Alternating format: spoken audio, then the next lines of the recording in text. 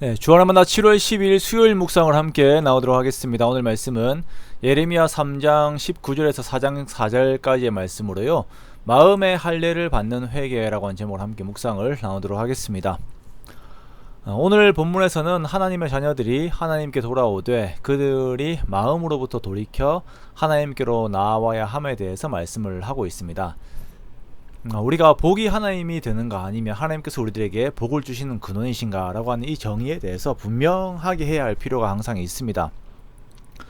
이 개념이 아주 단순한 것 같지만 아주 중요한 것인데요.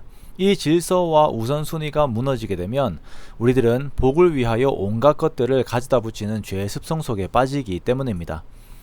우리가 하나님만 사랑해야 하는데 하나님을 사랑하고 또 다른 신들을 사랑하는 것이 큰 문제가 됩니다. 우리가 이렇게 이중적으로 사랑을 하는 이유는 나만의 복을 추구하는 그 태도 때문입니다. 오늘 유다는 이러한 죄악 속에 있었습니다. 20절에 보면 유다는 하나님을 속였어요. 마치 불순한 아내가 남편을 속이고 떠난 것처럼 하나님을 속이고 떠났습니다. 그리고 이들은 우상들, 돌을 아버지라고 부르고 그들로부터 복을 구하였어요. 그렇게 세상의 우상들을 추구하고 살다가 또한 삶의 곤고함이 오게 되면 하나님께 나의 아버지여 라고 말을 하고는 다시 악을 행하여 그들의 욕심을 이루게 됩니다. 우리들의 삶이 이런 성격을 가지고 있는 경우가 많이 있습니다. 세상의 가치들을 우상으로 삼고 그것들을 추구하며 살다가 내가 하나님께 징벌을 받거나 혹은 세상의 공고함 속에서 넘어지게 될 때에 그때는 하나님을 찾아요. 그러다가 그 어려움이 회복되면 다시 악을 행함의 그 반복적인 사이클을 우리가 돌게 됩니다. 이러한 우리들을 향한 하나님의 마음은 관계의 회복입니다. 우리가 죄에서 떠나서 다시 하나님과 관계가 회복되는 그것을 계속적으로 원하시는데요. 22절에 보면 배역한 자식들아 돌아오라 내가 너희의 배역함을 고치리라 라고 말씀을 하십니다. 그리고 백성들은 이 말씀에 반응을 하고 회개를 이렇게 하지요. 회개는 하나님 앞에서 나의 죄악된 그 존재를 인정하는 태도이자 행위입니다.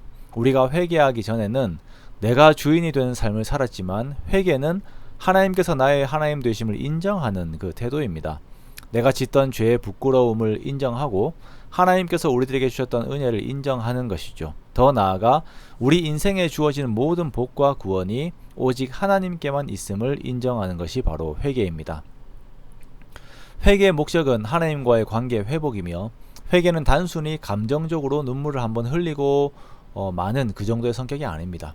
회개는 그 마음과 행동이 새롭게 되어 하나님께로 적극적인 자세를 가지는 것이 회개입니다. 이것은 실제적이고 구체적인 태도가 요구가 되어요. 4장 1절에서부터 보면 먼저 우리의 삶에 있는 가증한 것들을 버리라 라고 말씀을 하십니다. 내가 짓고 있는 죄의 요소들을 삶에 그대로 두고 그것이 아까워서 그것을 한 손에 놓지 않고 있으면서 쥐고 있으면서 회개한다라고 하는 것은 진정한 회개가 아닙니다. 우리는 내 삶의 죄악된 요소들을 능동적으로 버려야 합니다. 그리고 또한 하나님에 대해서는 흔들리지 않고 진실과 정의와 공의로 여호와의 삶을 두고 맹세하는 삶을 살아야 합니다.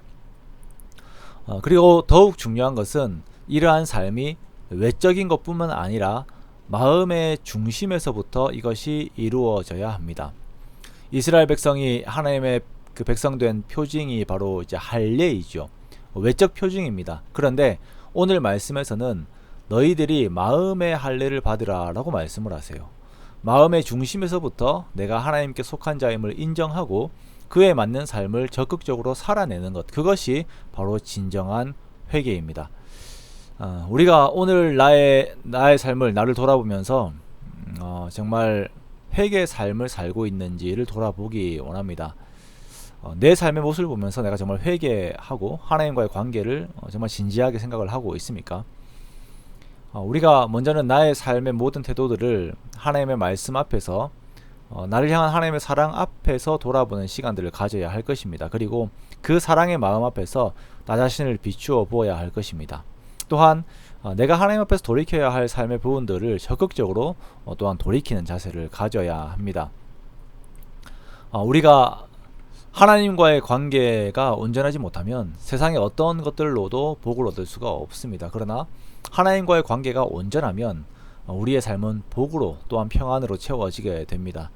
그러므로 우리가 생수의 근원, 복의 근원 되시는 하나님을 버리고 다른 생수를 찾아서 웅덩이를 파고 있는 그런 모습이 있다면 마음을 돌이켜서 하나님을 의지해야 할 것입니다. 우리가 회개하고 주께로 돌아가 우리가 하나님으로부터 주어지는 그 복을 누리는 우리 모두가 되시기 원합니다. 하나님께서는 우리가 하나님만 의지하기를 원하십니다. 그렇게 우리가 하나님만 나의 하나님으로 인정하고 섬기며 하나님께서 주시는 만족 안에 거하는 우리 모두가 되시기를 주님의 이름으로 축원합니다.